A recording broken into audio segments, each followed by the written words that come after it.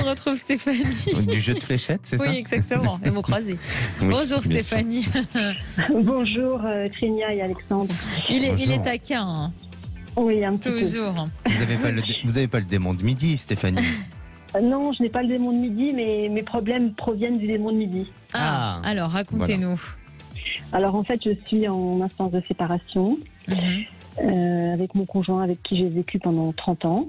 Oui. Et à peu près 7 ans, quand il a eu 50 ans, ça a été très très compliqué et ça dure depuis. Donc nous sommes en instance de séparation. C'est assez difficile à vivre parce qu'il est devenu violent et agressif. D'accord. Donc pour l'instant, je suis encore à la maison, mais j'ai l'intention de partir parce que ça devient trop compliqué et j'ai pas envie d'en arriver à la plainte pour violence conjugale. Donc je fais tout ce qu'il faut avec mon avocate pour que je puisse partir le plus tôt possible, mais il fait tout ce qu'il faut pour que je ne parte pas, donc j'ai du mal à comprendre ce qui se passe. D'accord. Vous dites que ça a commencé à ses 50 ans. Ah oui. Est-ce qu'il y a eu quelque chose ou c'est le fait d'avoir 50 ans qu'il n'a pas supporté? C'est le fait d'avoir 50 ans. Déjà, avant ses 50 ans, les 2 ans qui précédaient, il a préparé une fête pendant 2 ans pour fêter ses 50 ans. D'accord. C'était comme limite un mariage, quoi. Enfin, je pense qu'à notre mariage, on n'a pas fait une fête aussi grande. D'accord. Et il a invité des centaines de personnes, voilà. Et en même temps, et après, ça a commencé. Il a commencé à plus être le même, progressivement. Et là, maintenant, c'est plus vivable pour moi, plus vivable pour ses enfants, qui sont grands, certes, mais il a aussi des comportements qui sont agressifs et inattendus avec eux. Ah. Donc, Alors, c'est pas propre à moi. d'accord, mais quand il se passe certaines choses ou il y a des circonstances? Il faut pas le contredire. En fait, il faut pas avoir. C'est pas qu'il faut pas le contredire, c'est qu'il faut avoir la même opinion que lui. Si on n'a pas la même opinion, c'est qu'on le contredit, c'est qu'on fait exprès pour l'agacer. D'accord. Donc là, il a été déjà violent physiquement avec vous? Oui, Plusieurs fois? 2 fois déjà. D'accord. Donc aujourd'hui, vous êtes en instance de divorce, mais vous vivez toujours sous le même toit. Oui, je vis toujours sur le même toit et j'ai l'intention, j'ai déjà commencé à chercher un appartement. Donc le problème, c'est qu'il veut pas que je parte, il veut pas me faire le document qui justifie que je peux partir. Donc après, il peut faire divorce pour faute, hein. Après, ça va pas changer grand-chose pour moi. Moi, ce que je veux, c'est retrouver ma tranquillité de vie, quoi. Et puis ne plus être dans le stress. À l'heure actuelle, je suis pas chez moi, j'arrive à dormir la nuit. Quand je suis chez moi, je suis dans le stress, je dors mal, j'ai toujours peur qu'il rentre dans ma chambre, chose qu'il a déjà faite. Il a déjà essayé de défoncer ma porte alors qu'elle était fermée à clé. Donc des fois, il prend des crises et c'est incompréhensible. Est-ce qu'il a des addictions? Ben non. Non. À part au sexe, mais bon, ça, voilà.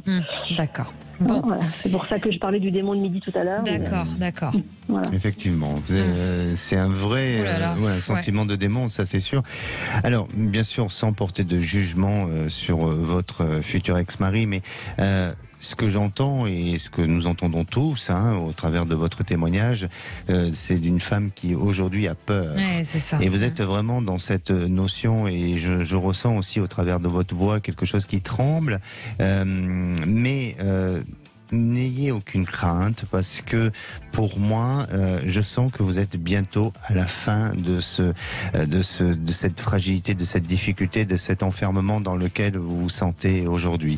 Alors, bien entendu, ce sont juste des ressentis, c'est pas forcément quelque chose sur lequel vous devez prendre ça comme une vérité, mais ce que je ressens, et vraiment, c'est qu'il y a chez lui, et comme vous l'avez dit, il a des comportements qui sont parfois impulsifs ou sur lesquels on n'arrive pas qu'il n'arrive pas trop à contrôler et qui peuvent être surprenants. Et je crois qu'il y a une situation, de ce que je perçois et de ce que je peux vous dire, c'est que je crois qu'à un moment donné, il va être excédé par une situation. Je ne vois pas de violence physique, mais il va être excédé et il va vous demander soit de partir, ou il va vouloir signer ce papier pour vous justement vous rendre cette liberté-là, parce que malgré tout, vous manquez d'une certaine forme de liberté, même si vous êtes toujours sous le régime et le statut marié, mais vous manquez encore vous manquez d'une liberté. Et donc, il va le faire. Il va le faire, mais je le sens de le faire à un moment donné où il est un peu excédé par une situation. Mais ce que je ressens chez vous, c'est que vous êtes un petit peu traumatisé par cette situation. Vous avez peur, même par rapport aux enfants, de ce qui se passe et tout ça. Donc, essayez vraiment, et n'hésitez pas, si vous pouvez le faire, à essayer de vous entourer de personnes qui soient là pour parler, pour communiquer, pour vous aider dans ce sens-là, et peut-être aussi pour essayer d'amener au maximum la raison et peut-être d'avoir un discours un peu plus tolérant auprès de votre futur ex-mari, et pour essayer de calmer un peu les choses aussi. Stéphanie, est-ce que vous avez déjà porté plainte ou déposé une main courante ?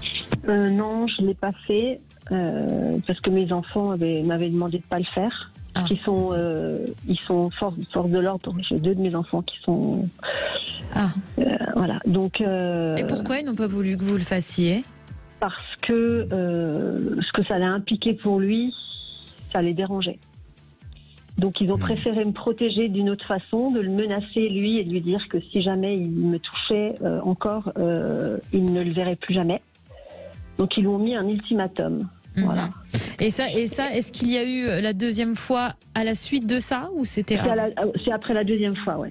C'est après la deuxième fois. C'est vrai que depuis, il continue à m'insulter, et à être méprisant, etc. Mais moi, j'essaye d'être au maximum pas là quand il y est, quoi. J'essaye de faire en sorte de pas être chez moi quand il y est, quoi. Et quand il est là, d'être dans ma chambre et de pas sortir.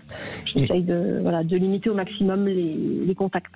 Et est-ce que quand on n'est que tous les deux, quoi. Parce que quand il y a d'autres personnes, je m'y autorise. Oui, d'accord. Quand il y a mes enfants, je m'y autorise. Est-ce que par rapport à un enfant, le fait qu'il n'ait pas voulu que vous puissiez porter plainte ou que vous puissiez ouvrir une procédure judiciaire, est-ce que c'est lié aussi à son statut professionnel ou son statut... À lui ? Oui, à un de vos enfants. Oui, parce que en fait, oui, puisque c'est dans le périmètre où on habite, donc forcément le dossier va être entre les mains de leurs collègues. D'accord. Donc c'est aussi par rapport à ça. D'accord, ok. Forces de l'ordre, oui. Ils sont dans les forces de l'ordre. Ok, donc c'est pour ça. Mais pour moi, je pense que faut pas hésiter à communiquer, à parler, et puis surtout essayer. Je comprends que d'un point de vue extérieur, c'est facile à dire, évidemment, et sûrement qu'il y a beaucoup de personnes qui se retrouvent malheureusement dans ce cas de configuration et qui osent pas parler, qui osent pas dire, et qui subit et qui n'arrivent pas à ce que vous êtes en train d'arriver de faire, c'est-à-dire à une séparation, à divorcer. Et là, ce qui est important, c'est l'entourage, c'est que la parole soit libératrice, et puis surtout, de maintenir le cap, et puis vous verrez que vous allez dépasser toutes ces périodes difficiles. Aujourd'hui, peut-être que aujourd'hui, sa seule arme, c'est d'avoir le pouvoir sur vous par les mots, par justement cette notion de violence qui apparaît. Il joue de ça aujourd'hui, mais dans quelques temps, tout ça va s'éloigner, et vous verrez que, pour moi, j'ai l'impression que sous une période de 2 mois, vous êtes dans une période de changement, et peut-être même avant 2 mois. Mais en tous les cas, vous êtes à l'été 2023, il y aura eu beaucoup de choses qui se seront découlées, qui auront changé, et ça va vous permettre de pouvoir vivre autrement et différemment. Et surtout aussi de ne pas être dans cet esprit de vengeance, mais tout simplement d'acter ce divorce pour être libre, libéré, et refaire votre vie autrement et différemment. Il vous faudra un petit peu de temps quand même pour pouvoir vous reconstruire. Je m'en doute, mais effectivement l'objectif c'est de partir, et voilà, c'est une décision que j'ai prise, mais voilà, ça me permettait notre discussion d'aujourd'hui va me permettre effectivement d'aller de l'avant.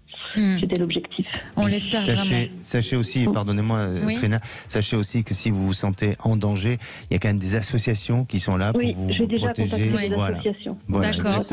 Ça vous aide ? Oui. Oui, d'accord. Je crois que c'est le 3919.